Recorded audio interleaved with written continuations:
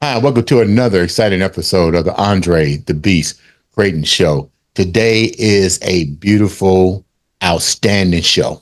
Let me explain to you where we're going with this one. We're going to go back a little bit in history, and I'm going to call this the shot, the second shot that was heard around the world that clearly changed the way that we looked at each other, how we should proceed to look at each other, but more importantly, the ideal of understanding how to respect one another as human beings. Imagine what it's like to live in this day and age and then get an opportunity to tell a story of silence. Let's call it what it is. And then have that silence being hidden among archives and then later coming to surface and you being picked to tell this story that had been in silence for so long. We have a young lady on the show today, and I'm blessed.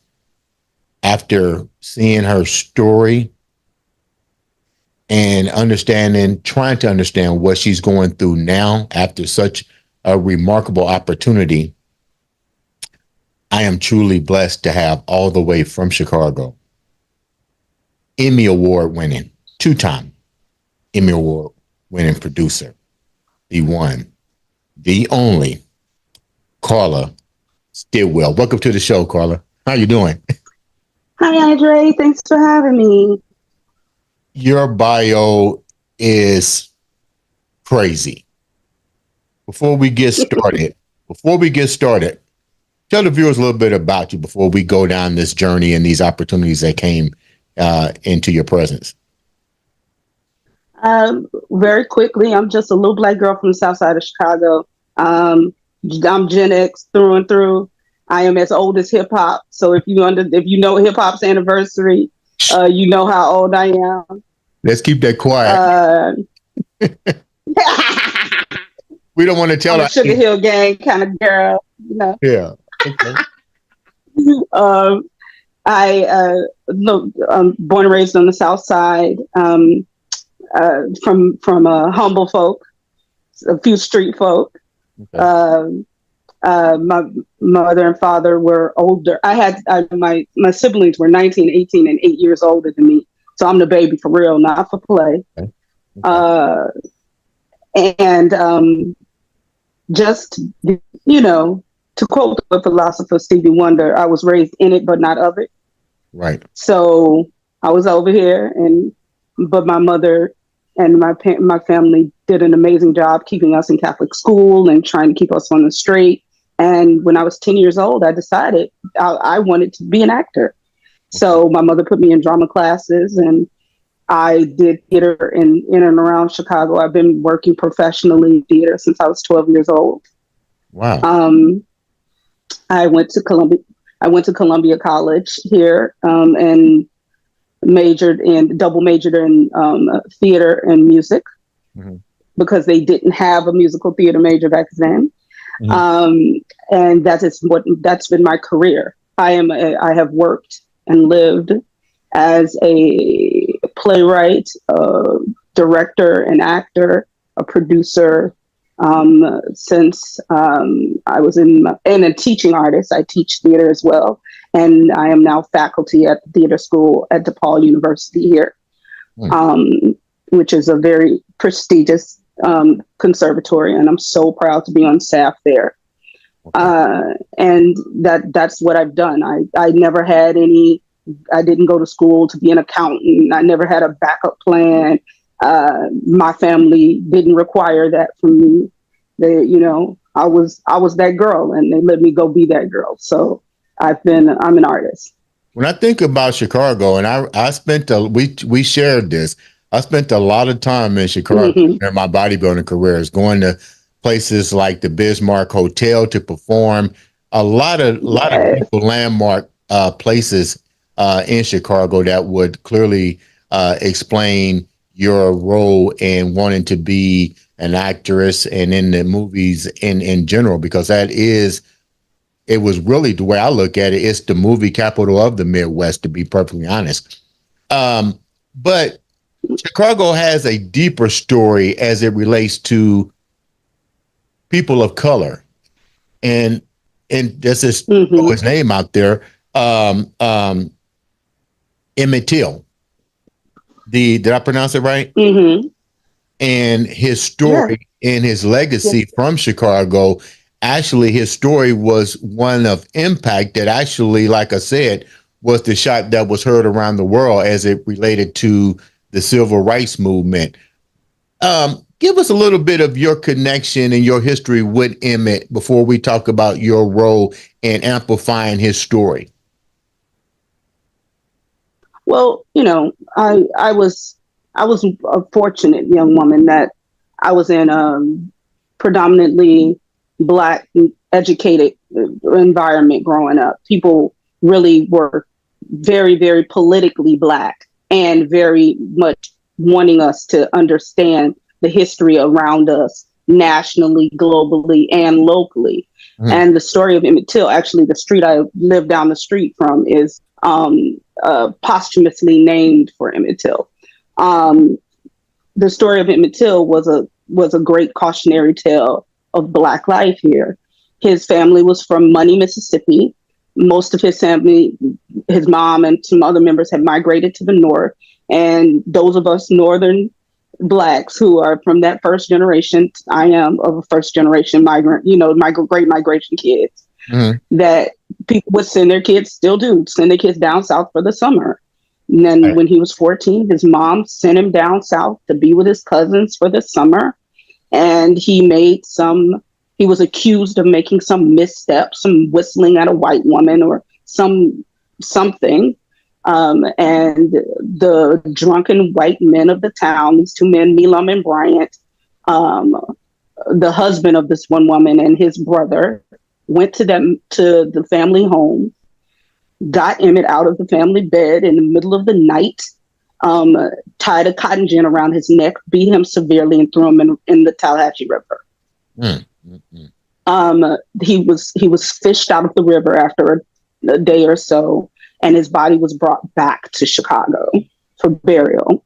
His mother, God bless her, Mamie Till, is credited with sparking part of the civil rights movement, sparking the biggest piece of the civil rights movement, because she made a decision. She decided that her son was not going to die in vain. So she held an open casket funeral. She laid him in state for several days in the city in the hot of summer. The stories from my family who were alive at the time, this is 1954, is that you could smell his body decaying in the streets. But she allowed Jet Magazine, Johnson & Johnson Publications, to come and take pictures of his body, mutilated, and put them on the covers of the magazine. Wow. This was in August of the summer, and in the middle of September, there was a trial held in Money, Mississippi, for these two men, and they were, of course, acquitted. The trial transcript went missing. The court reporter never filed it. So the trial transcript was missing for 40 years, 50 years. At some point, a Northwestern University journalist student was digging around, doing some research, found the defense attorney for this trial, went to interview this man. They get drunk. The man is like, I have a copy of the trial transcript if you want it. Really? So he drops it, he gives it to the kid. It's 395 pages or something. So he gives it to this kid. This kid gets it to Marion Joyner, who is a local news celebrity here in Chicago. She's an amazing woman. She works for NBC Universal.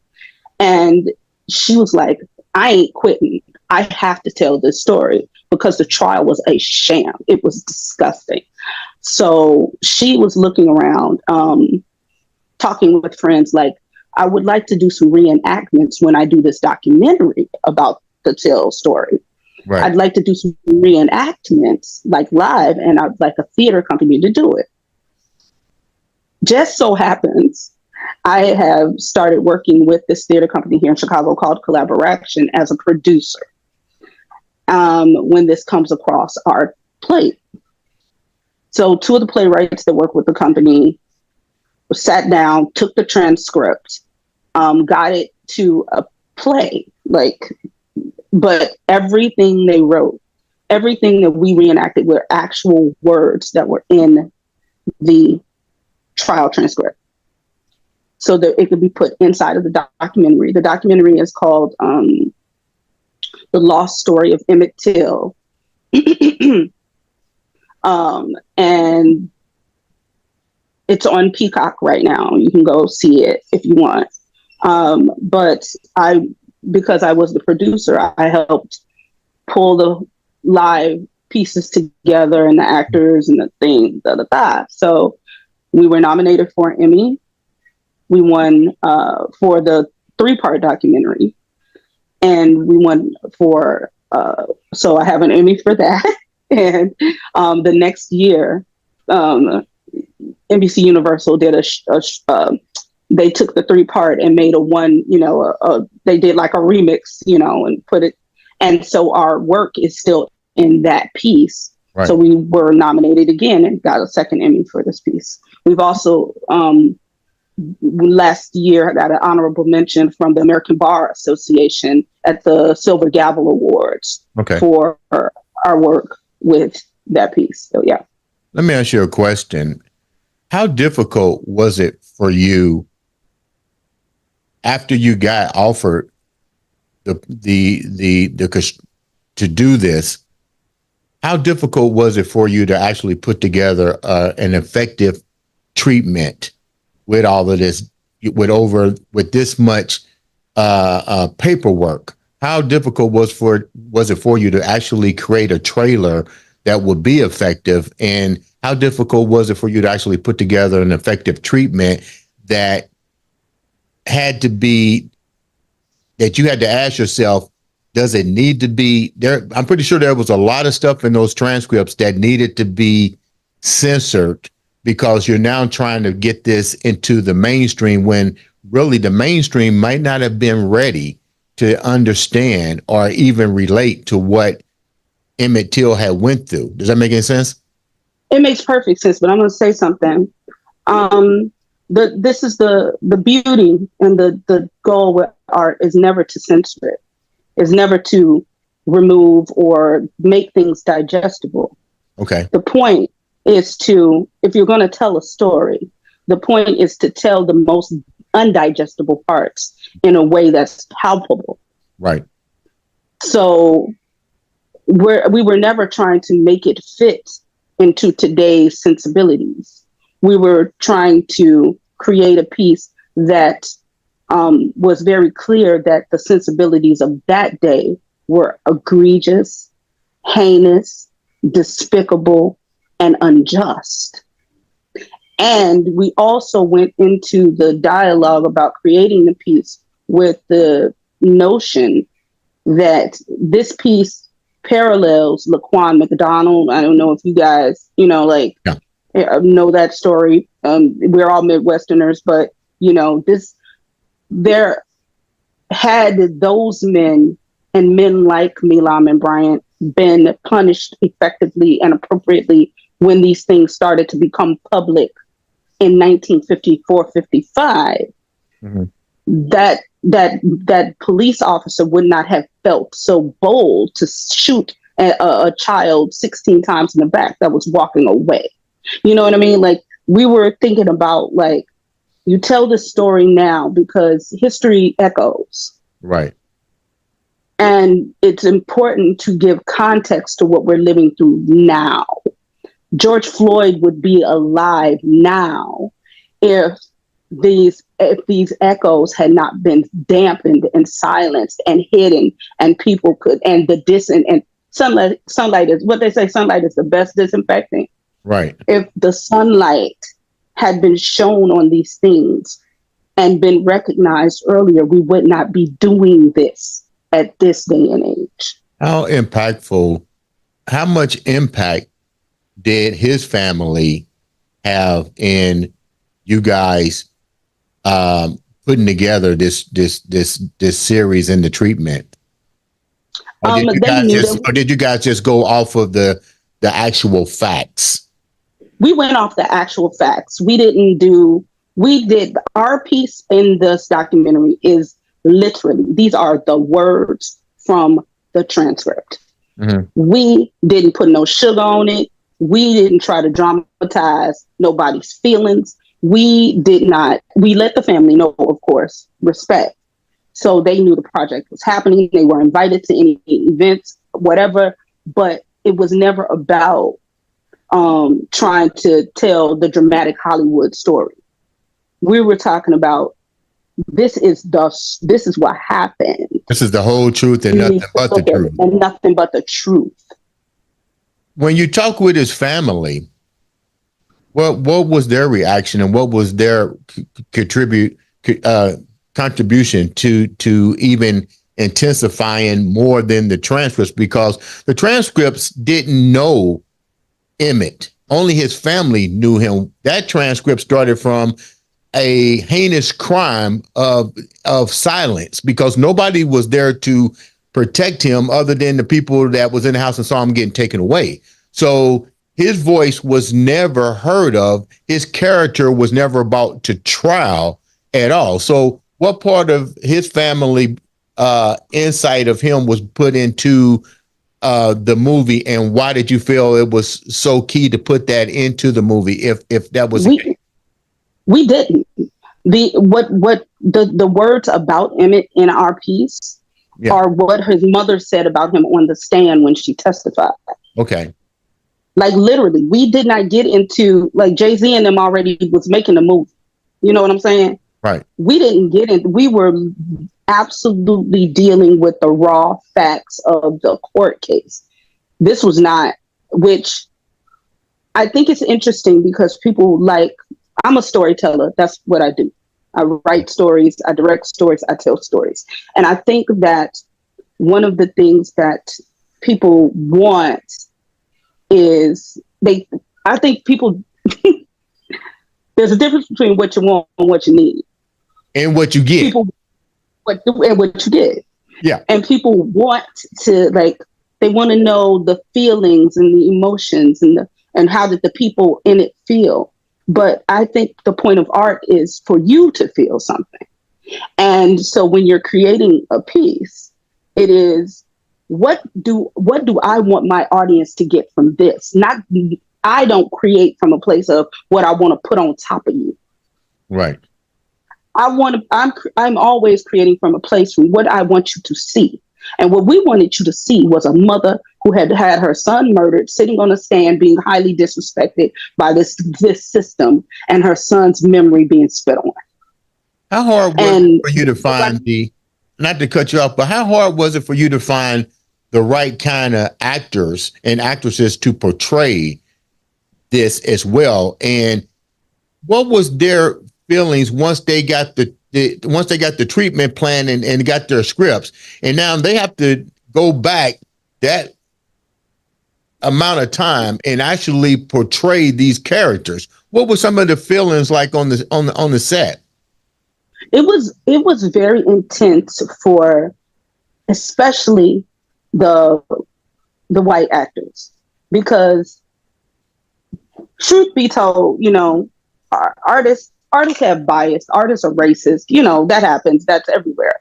But most people that come to this discipline are not that way. They're really decent people. Okay. So these really decent, because the whole jury was 12 white men, right? So we cast 12 white men. The lawyers were white men. The two murderers were on trial. Um, the woman that played Carolyn Bryant, that the woman that lied on Emmett Till, Right. they had they had to use the N word because it was in the transcript and it was there and we wasn't taking it out. We weren't sugarcoating it. We're not playing. They had to say disgusting things that, because I met these people, talked to these people, communicated with these people, they would never say. They cried. It was bad, but we wanted them to know that the raw truth was necessary. Casting is a process. You go through, you look at headshots, you listen to who's the better actor, this, that, and the third. But it was also clear when we talked to them who had the constitution to do this type of work. I was getting ready to ask you this question. How many people actually, I know you probably don't know the exact numbers, but these are sensitive roles that people have to play. You have to get into character to play something that you probably never said the N word before. You have to go into character. Yes. How many people probably had to walk away from that because it was probably a little bit too intense for them to actually play these roles and to come to grip that this shit actually took place? I'm going to tell you, we didn't have one actor walk away from it. Really? They sat with it. This was a phenomenal cast. They all sat with it. They all did their work. I talked to a lot of them. We did all the sensitivity stuff. We took our time. We went through it, but they didn't. They understood the assignment. They understood that we have to, because most of them, Americans don't teach history. Americans teach propaganda. So Most of these people are decent people, not really understanding why folks are so mad. You know what I'm saying? Like, why Black people so mad all the time? Like, why hasn't it gotten better? And then when they see, it's called walking in your shoes. Right. So what it did was energize this group. They're like, wait a minute, I've been lied to my whole life. Let's talk about it. So we didn't have that, the anybody with the skittish and the I can't and the no. They were remarkable. What was the toughest part of you getting the movie to take off the way that you wanted to take off? What was at least three of the toughest parts of doing this?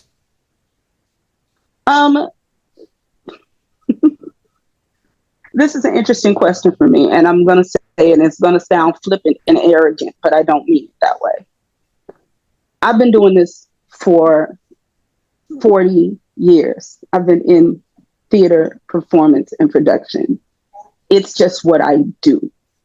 It's logistics are logistics. Right. It's always something. Somebody, the costume wasn't here or this wasn't there, and the timing and the organization. That's just all a part of bringing a production together. We did it in a studio. We shot it in Judge Mathis's old studio where he used to shoot his show here in Chicago. Yeah.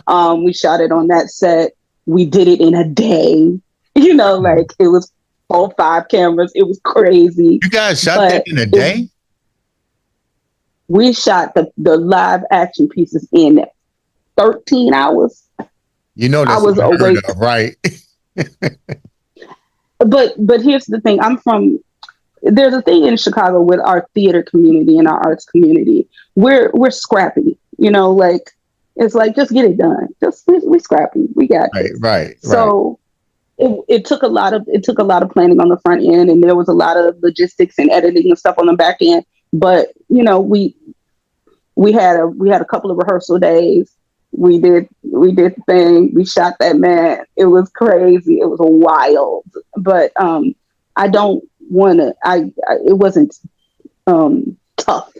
It wasn't this. It was the business. It's what we do. When how did you manage to get the attention of Peacock? How did you shop this around? Because you're talking about It history. wasn't a it A lot wasn't of a people, shop.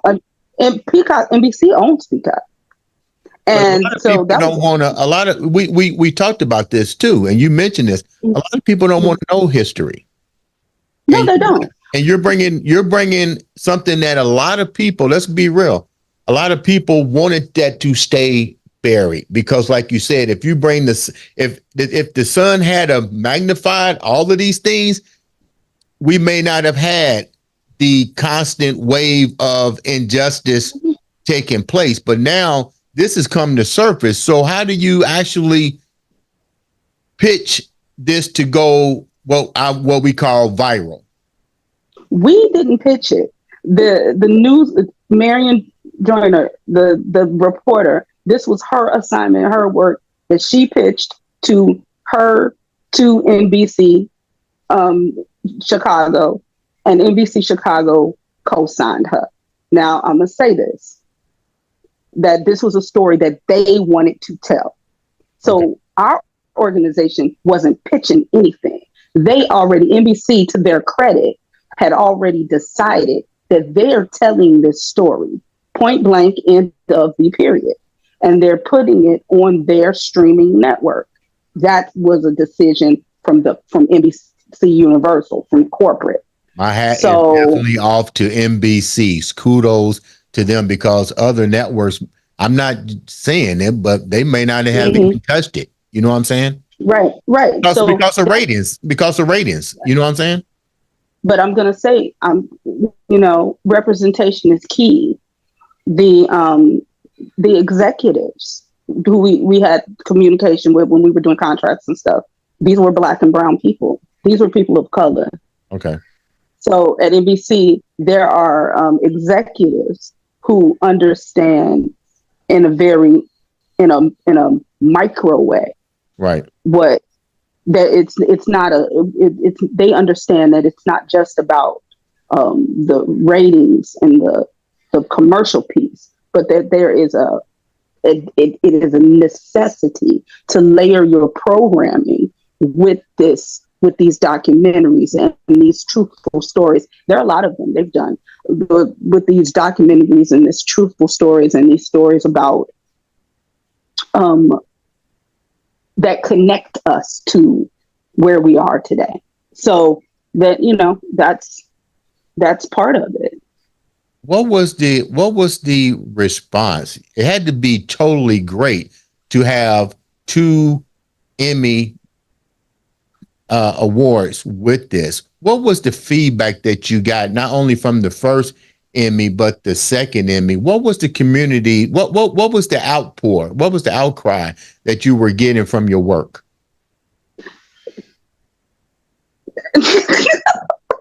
I don't know because I don't think about things like that.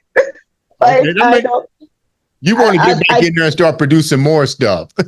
yeah, like I've never spent 10 minutes worried about what somebody else said about an award. Like I have never done any of the. It's cute to have them. Don't get me wrong. It's a flex, right?